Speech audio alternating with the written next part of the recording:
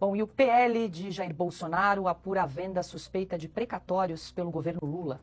O bloco da minoria na Câmara dos Deputados tem feito estudos sobre o tema para verificar se houve irregularidade. As suspeitas ganharam repercussão nacional depois de uma entrevista do ex-ministro Ciro Gomes à CNN. Sabe esses 93 bilhões de reais desse pulso de bom pagador? Estranho, não? O Lula e o PT e o Haddad sem dinheiro para nada, corta daqui, corta dacolá, confusão. De repente resolve pagar o calote dos precatórios do Bolsonaro, 93 bilhões de reais. Eu digo, opa, como eu conheço a vida? Sim, cara, e aí tem. Fui atrás e achei, sabe o que é? Eles venderam os precatórios para bancos, poucos bancos, 2 bancos, que compraram esses precatórios com deságio de até 50%. Quem venderam? O governo Lula. Isso é uma falcatrua maior do que o Mensalão e do que o Petrolão juntos. Governador, conversando no Palácio Sabe do quando é Planalto... que saiu isso da imprensa? Nunca. Vai sair agora, porque vocês estão me dando a Se tiver oportunidade. provas, pode Vou dar, manda o Ministério Público fazer. É tão simples, eu vou dar a pista. É simples, sabe o que você faz? Você pega o seguinte, quando é que no mercado os precatórios estavam sendo vendidos com deságio de 30%, 40%, 50% e por que eles passaram a fazer? Oficia a Justiça Federal e pergunta quem são os terceirizados. Até um repórter pode fazer isso. Vai na Justiça Federal e pergunta quem são os portadores dos créditos que estão vindo buscar pelo valor de face, não sendo os credores originais. Você vai achar um banco, 2. No Palácio do Planalto... Os mesmos, de sempre. E aí tem, Carlos Cauti, acusação grave aí do ex-ministro Ciro Gomes, dizendo que o governo, então, vendeu os precatórios, quase 93 bi de liberação em precatórios aí para os bancos. Claro que é uma denúncia que precisa ser apurada, precisa ser investigada, e o PL, então, está se debruçando sobre o tema. Uma denúncia gravíssima, porque se o valor for confirmado superior a Mensalão e Petrolão juntos, será o maior caso de corrupção da história do Brasil, desde a proclamação da República, pelo menos. Agora, só vou roubar 2 minutinhos para explicar para o nosso público o que são esses precatórios e por que essa história já cheirava ruim a 1 quilômetro de distância já, quando foi decidiu-se pagamento de precatórios. O Brasil do Lula está com contas públicas em frangalhos. A gente já sabia que ia fechar a conta de 2023 com um rombo gigantesco. Mesmo assim, no final do ano passado, o governo decidiu, com um ato de bondade inexplicável, botar mais 93 bilhões de reais na conta, que já estava no vermelho, para pagar essas dívidas, que eram dívidas, de fato, do governo federal, de várias entidades, dívidas pré-existentes. Só que o governo Bolsonaro já tinha resolvido esse problema deixando uma PEC que, de fato, jogava para a próxima década o pagamento desses precatórios. Em qual país do mundo a gente viu um governo que pode pagar em 10 anos, basicamente, e paga hoje? Não existe isso, é óbvio que não existe. Tinha coisa estranha aí desde o primeiro dia. Inclusive, eu já estava apurando, o Ciro falou, qualquer repórter pode fazer. Já estávamos fazendo aqui na Oeste,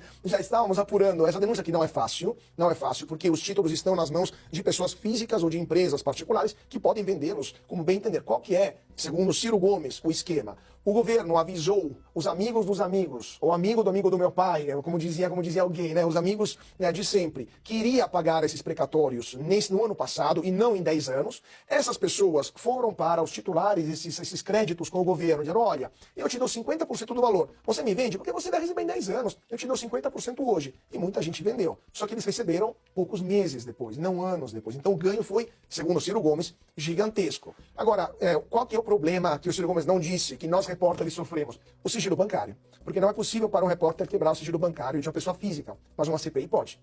Então, que venha com muito prazer uma CPI lá no Congresso Federal para verificar de onde e para onde foram esses precatórios, porque nós repórteres podemos chegar até um certo ponto. De lá para frente é só uma CPI. Mas 93 bilhões de reais de dinheiro público merece mais do que uma CPI. Merece muito mais do que isso.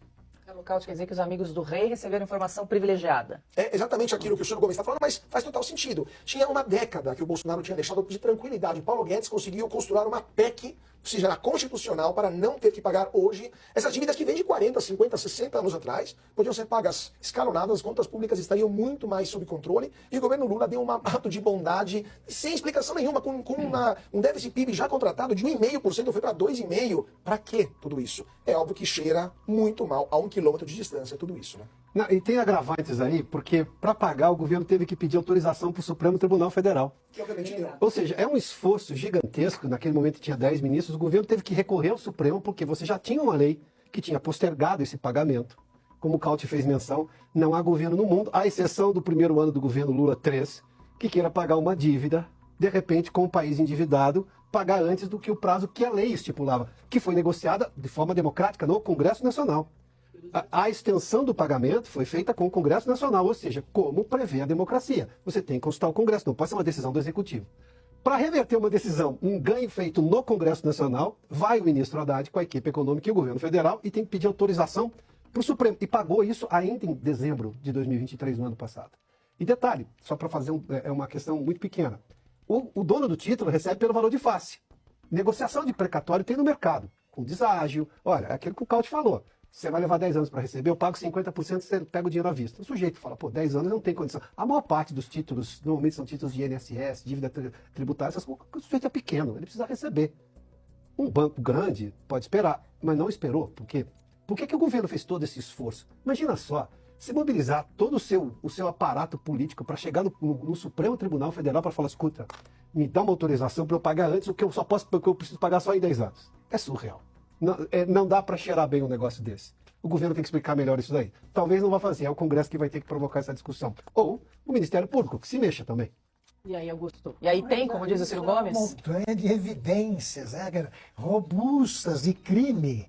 Porque essa história de precatório eu também conheço. Tem gente esperando para precatório assinado, comprados e vendidos pelos títulos do governo de 1970. Professores que não recebem, gente com título da Eletrobras. Você tem o que você pode imaginar.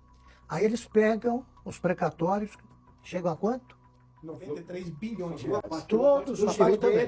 Todos os poderes dão preferência a isso no país endividado e tal. E os jornalistas estatizados cumprem o seu papel com muita animação. Né?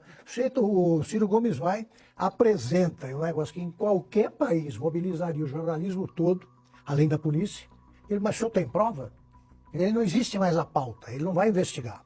Até porque não interessa se é difícil aqui, ele vai atrás. Vai atrás, se eu ouvisse uma dessa, eu rezaria para que ninguém mais tivesse ouvido para eu soltar sozinho. E eles ficam bravos. Mas o governo diz tal coisa. E é o seguinte, vocês acham que cadeia regenera? 500 dias de cadeia regeneram? O Lula ficou 500 dias. Vocês acham que ele parou? Não para. Não para, como diz o vice dele, que conhece muito bem, vice e ministro Geraldo Alckmin, que voltou à cena do crime. Então é claro que aí tem um tremendo escândalo. Porque senão o Supremo Tribunal Federal já teria mandado prender o Ciro e vai debaixo de vara. É isso. Né, sob vara. Porque é a maior fake news da história. Ou o Ciro está certo, ou está errado. Eu sou mais o Ciro.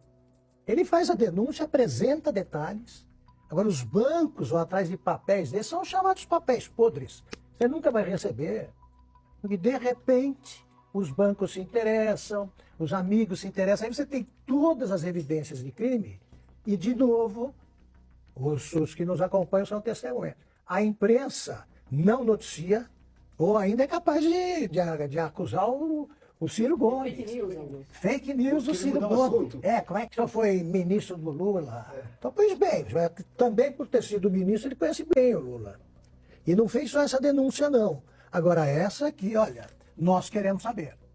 Nós queremos que eles se expliquem. E vamos atrás. Escandaloso, mas também desgostoso, porque o ano passado, ou seja, o mesmo ano que o governo deu um presente de 93 bilhões de reais para, como disse o Ciro, né, pegando para ele, para bancos amigos, ele também cortou 3 bilhões de reais de saúde e educação. Exatamente. Tirou 2,9 milhões de famílias do Bolsa Família, porque não tem dinheiro, isso em junho e em agosto. Em setembro, outubro mais ou menos, deu um presentão de 93 bilhões de reais. E esse é o pai dos pobres, né? Mas é o pai, na verdade, dos bancos amigos, evidentemente. Bom, Caute, nós aqui na Oeste estamos atrás dessa história aí do Ciro Gomes. Em breve, mais informações. Ana, quero te ouvir também.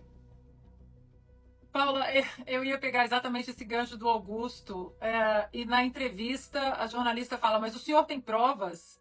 E aí você pensa, o que aconteceu com a imprensa? Por que não continuaram fazendo perguntas?